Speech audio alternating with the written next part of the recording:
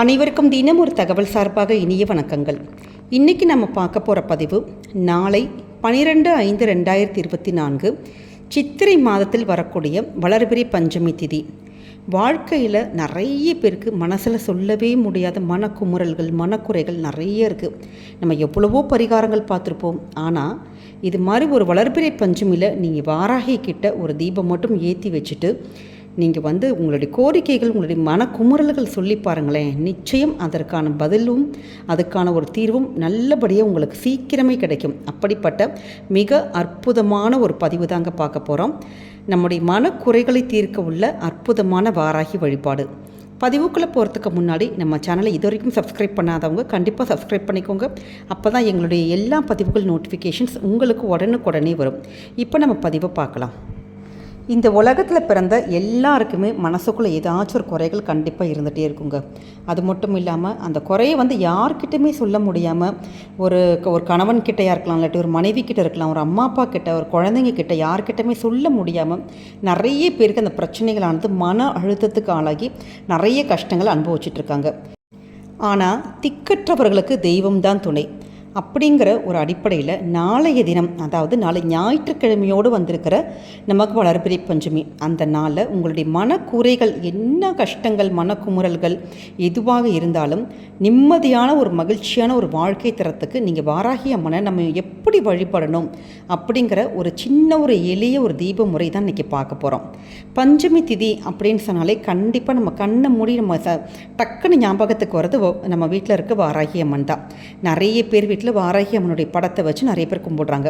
ஆனால் ஒரு சிலர் அது உக்கிரமான தெய்வம் அப்படின்னு சொல்லிட்டு யாருமே படம் நிறைய பேர் வைக்காமல் நம்ம கோவிலுக்கு போய் நிறைய பேர் நம்ம வழிபாடு பண்ணுறாங்க. ஆனால் உக்கிரமான தெய்வமாக இருந்தாலுமே நம்ம முறையாக அந்த சாமியை நம்ம வழிபட்டு கும்பிட்டோன்னு வச்சுக்கோங்களேன், நிச்சயம் உங்களுடைய வேண்டுதல்கள் அனைத்தையுமே கண்டிப்பாக நிறைவேறும். இதில் மாற்று கருத்தே கிடையாதுங்க. நம்மக்கிட்ட உண்மை நம்மக்கிட்ட நியாயம் இருக்கிற வரைக்கும் வாராகி தாய் நீங்கள் என்ன கோரிக்கைகள் வச்சாலும் கண்டிப்பாக அது உங்களுக்கு உடனுக்குடனே அது உடனே நடக்கும். அது மாதிரி உள்ள அப்படி ஒரு அற்புதமான ஒரு கலியுகத்தோட கண்கண்ட தெய்வம் தான் வாராகி. அப்படிப்பட்ட ஒரு அம்மனை நாளைக்கு உங்கள் வீட்டில் நீங்கள் வழிபடுறவங்க எந்த முறையில் நம்ம ஒரு தீபம் ஏற்றலாம் அப்படிங்கிறத அந்த பதிவு. நாளைய தினம் உங்கள் வீட்டில் அன்னைக்கு கண்டிப்பாக இது மாதிரி ஒரு பூஜை நீங்கள் ஒரு முக்கியமான ஒரு விஷயமாக நீங்கள் ஒரு பூஜை பண்ணுறீங்க அப்படிங்கிற பட்சத்தில் கண்டிப்பாக அசைவ உணவு வீட்டில் சமைக்கவும் கூடாது, நீங்கள் சாப்பிடவும் கூடாது. மாலையில் எப்பயுமே இது மாதிரி நம்ம வாராகி அம்மனுக்கு மட்டும் பஞ்சமி திதியில் நம்ம காலையிலையும் மாலையிலலாம் செய்யலாம். ஆனால் ராத்திரி நேரம், அதாவது 8 to 9ங்கிற அந்த ஒரு நேரம் இருக்குது பார்த்தீங்களா, அந்த நேரத்தில் நம்ம வாராகி அம்மன் நம்ம நீங்கள் வழிபட்டிங்கன்னா உங்களுக்கு அந்த உடனடி பலன்கள் உடனுக்குடனே கிடச்சிரும். அதுக்கான ரிசல்ட்டு.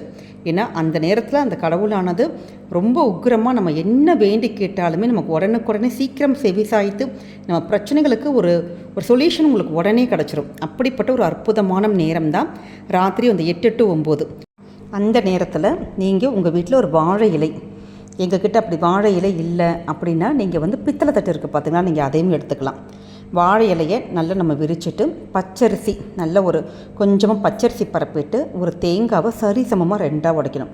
தண்ணியே கீழே ஊற்றிடலாம், ஒன்றும் பிரச்சனையே கிடையாது. தேங்காயை நம்ம அந்த குடுமிலாம் இருக்குது பார்த்தீங்களா, அதெல்லாம் எடுத்துகிட்டு தேங்காய்க்கு மஞ்சள் குங்குமம்லாம் வச்சுட்டு நீங்கள் பச்சரிசி மேலே வைக்கணும். அதுக்கப்புறமே அதில் ஊற்றுகின்ற எண்ணெய் தான் ரொம்ப விசேஷமானது. அதாவது தேங்காய் எண்ணெய், நல்லெண்ணெய், நெய், இது மூணுமே தனியாக ஒரு டப்பாவில் வேணால் சரிசமமாக கலந்து வச்சுக்கோங்க.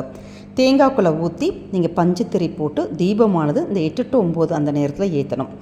இப்போ எங்ககிட்ட தேங்காய் தீபம் எங்கள் வீட்டில் நாங்கள் ஏற்றினதே இல்லைம்மா, ஏற்றின பழக்கமே எங்களுக்கு இல்லை அப்படின்னு நினைக்கிறவங்க புதுசாக வாங்கின ஒரு 5 விளக்கு, எப்பயுமே பஞ்சமி திதினாலே இந்த 5 முகம் கொண்ட விளக்கு இல்லாட்டி 5 அகல் விளக்கு, நம்ம 5 அகல் விளக்கு இருக்குது பார்த்தீங்களா, இதே மாதிரி பித்தளை தட்டில் 5 அகல் விளக்கில் மஞ்சள் குங்குமம்லாம் வச்சுட்டு இந்த நம்ம சொன்ன மாதிரி எண்ணெய், அதாவது தேங்காய் எண்ணெய், நல்லெண்ணெய், நெய் மூணுமே தனியாக அப்படி கலந்து ரெடியாக வச்சுக்கோங்க. அது போட்டு அந்த எண்ணெய் ஊற்றிட்டு பஞ்சுத்திரை போட்டு தீபம் ஏற்றணும். ஏற்றிட்டு நீங்கள் இந்த சுவாமிக்கு நாளைக்கு உங்களால் கண்டிப்பாக உங்கள் வீட்டில் சொந்த தோட்டம் செடி இதெல்லாம் இருக்குன்னா உங்களுக்கு முடிஞ்சதுன்னா நீங்கள் அழகாக செம்பருத்தி பூ நீங்கள் நாளைக்கு வைக்கலாம். ஒரே ஒரு செம்பருத்தி பூ கிடச்சா கூட போதும். ஏன்னா சிகப்பு நிற மலர்கள்ங்கிறது வாராகிக்கு அவ்வளோ ஒரு இஷ்டம். அந்த சிகப்பு நிற மலர்கள் எங்களுக்கு அது மாதிரி கிடைக்கலாமான்னா சிகப்பு நிற கலரில் உங்களுக்கு ரோஸ் கிடைக்கலாம். இல்லை உங்கள் ஊரில் என்ன பூ கிடைச்சாலும் பரவாயில்ல. இல்லாட்டி மல்லிகைப்பூ அது கிடைச்சாலும் பரவாயில்ல. மல்லிகை இது மாதிரி வாசனை நிறைந்த பூக்கள்ங்கிறது அது இந்த மாதிரி தெய்வத்துக்கு வந்து ரொம்ப ரொம்ப விசேஷம். நீங்கள் அதையும் நீங்கள் வைக்கலாம். அது மாதிரி வச்சுட்டு நாளைக்கு ஞாயிற்றுக்கிழமைங்கிறதுனால கோதுமையால் செய்யப்பட்ட ஏதாச்சும் ஒரு இனிப்பு பொருட்கள் சுவாமிக்கு நிவேதனம் வைக்கலாம். இல்லை உங்கள்கிட்ட ட்ரை கிரேப்ஸ் தான் இருக்குன்னா வைக்கலாம், பானகம் வைக்கலாம், கிழங்கு சக்கரவள்ளி கிழங்கு வைக்கலாம். எங்ககிட்ட அதெல்லாம் இல்லை, உருளைக்கிழங்கு தான் இருக்குன்னா ஒரே ஒரு உருளைக்கிழங்கு வேக வச்சு கூட நீங்கள் வைக்கலாம்.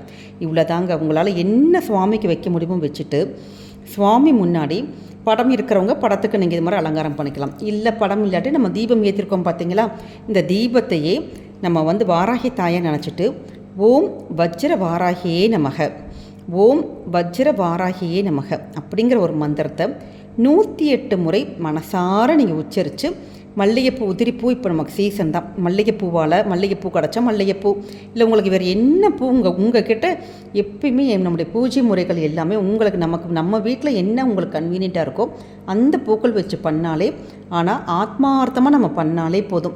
பூஜைக்கு இதை சொல்லிட்டோம், நம்ம அதை சொல்லிட்டோம், நம்மக்கிட்ட அது இல்லை அப்படின்னு நீங்கள் நினைக்கவே கூடாதுங்க. நம்ம வீட்டில் என்ன இருக்கோ அந்த பொருட்கள் வச்சு நீங்கள் மனசால் ரொம்ப ஆத்மார்த்தமாக பண்ணிங்கன்னு வச்சுக்கோங்களேன், அந்த பூஜையானதோ அந்த கோரிக்கையானதோ உங்களுக்கு உடனுக்குடனே நிறைவேறும். இந்த மாதிரி 108 முறை மனசால் நீங்கள் உச்சரித்து மல்லிகைப்பூவால் நீங்கள் அர்ச்சனை மாதிரி பண்ணணும். அவ்வளோதாங்க. அந்த மாதிரி மனக்குறை உங்களுக்கு மனசுக்குள்ளே தீராத குறைகள் மனக்குமுறல்கள் இருக்குங்கிறவங்க மட்டும் நீங்கள் என்ன பண்ணு கேட்டிங்கன்னா, ஒரு முழு தானியம் உளுந்தாக இருக்கலாம், கோதுமையாக இருக்கலாம், இல்லை வேறு கொண்டக்கடலையாக இருக்கலாம், உங்களுக்கு என்ன முழு தானியமோ அதை வாங்கிட்டு வந்து 1 கிலோவோ 1/2 கிலோவோ வாங்கிட்டு வந்து வாராகி அம்மன் அந்த சுவாமி படத்துக்கு முன்னாடி வச்சுட்டு இந்த வழிபாட்டை நீங்கள் பண்ணணும். நீங்கள் எப்பயும் போல் மந்திரத்தை எல்லாம் சொல்லிட்டு நம்ம இதெல்லாம் ஸ்லோகம்லாம் சொல்லிவிட்டு கற்பூர தீபதூப ஆராதனைகள் இதெல்லாமே காமிச்சு முடிச்சுட்டு உங்கள் கையில் நாளைக்கு பூஜையில் மட்டும் மறிக்கொழுந்து நம்ம முன்னாடி ஏற்கனவே ஒரு பதிவு போட்டிருக்கோம். எப்பயுமே நமக்கு என்ன ஒரு கோரிக்கைகள் என்ன ஒரு வேண்டுதல்கள் எதுவாக இருந்தாலுமே கொஞ்சோண்டு மறிக்கொழுந்து மட்டும் உங்கள் நம்ம கையில் வச்சுட்டு மனசார வேண்டி சுவாமியோட பாதத்தில் சமர்ப்பிச்சிட்டிங்கன்னு வச்சுக்கோங்களேன், நிச்சயம் அந்த கோரிக்கைகள் நிறைவேறுங்க. அதனால் நாளைய தினம் நீங்கள் ஞாயிற்றுக்கிழமைங்கிறதுனால கடையில் போய் ஒரு 5 ரூபாய்க்கு ஒரு மறிக்கொழுந்து கிடச்சா கூட போதும். உங்களுக்கு 2 மறிக்கொழுந்து கிடச்சா கூட போதும். அந்த மறிக்கொழுந்தை உங்கள் கையில் வச்சுட்டு உங்களுடைய கோரிக்கைகள் உங்களுடைய மனசுக்குள்ளே உள்ள குமுறல்கள் தீர்க்க முடியாத பிரச்சனைகள் இந்த பிரச்சனையை நீங்கள் தீர்த்து தாமா கொடுக்கணும்னு சொல்லிட்டு சுவாமிக்கிட்ட ஆத்மார்த்தமாக வேண்டி அந்த மறிக்கொழுந்தை அம்மன் முன்னாடி பாதத்தில் வச்சுருங்க. இவ்வளோதாங்க. நம்ம அந்த முழு தானியம் வச்சுருந்தோம் பார்த்தீங்களா, அந்த தானியத்தை யாருக்காச்சும் ஒரு ஏழைகளுக்கு முடியாதவங்களுக்கு அப்படி நீங்கள் அதை எடுத்து தானமாக கொடுத்துடணும். பார்க்குறதுக்கு சின்ன ஒரு பரிகாரம் தான், ஆனால் இது வந்து அவ்வளோ ஒரு அற்புத பலன் கொடுக்கக்கூடிய பரிகாரம். ஏன்னு கேட்டிங்கன்னா, நம்முடைய நீங்கள் கேட்கும் வரங்களை உடனுக்குடனே தரக்கூடிய அற்புத பஞ்சமி திதி. அதனால் நாளைய தினம் ராத்திரியில் மறக்காமல் இந்த தீப வழிபாட்டை நீங்கள் செய்யுங்க. இதில் உங்களுக்கு எந்த தீப முறை உங்களுக்கு ஒத்து வருதோ அந்த தீப முறையை நீங்கள் பண்ணி கண்டிப்பாக உங்களுடைய பிரச்சனைகளுக்கு ஒரு முற்றுப்புள்ளி கிடைக்கிறதுக்கு நம்ம வாராகி அம்மன் கிட்ட நீங்கள் வேண்டிக்கோங்க. இந்த பதிவானது உங்களுக்கு நிச்சயம் பிடிச்சிருக்குன்னு நினைக்கிறோம். பிடிச்சிருந்தால் ஃப்ரெண்ட்ஸ் அண்ட் ஃபேமிலி மெம்பர்ஸ்க்கு ஷேர் பண்ணுங்கள், அவங்களும் இதை பார்த்து பயன்பெறட்டும். நம்ம சேனலை இது வரைக்கும் சப்ஸ்கிரைப் பண்ணாமல் பார்த்துட்டு இருக்கவங்க சப்ஸ்கிரைப் பண்ணி உங்கள் ஆதரவுகள் சப்போர்ட்டுகள் கொடுங்க. மீண்டும் வேறொரு நல்ல பதிவில் உங்களை சந்திக்கிறோம். நன்றி, வணக்கம்.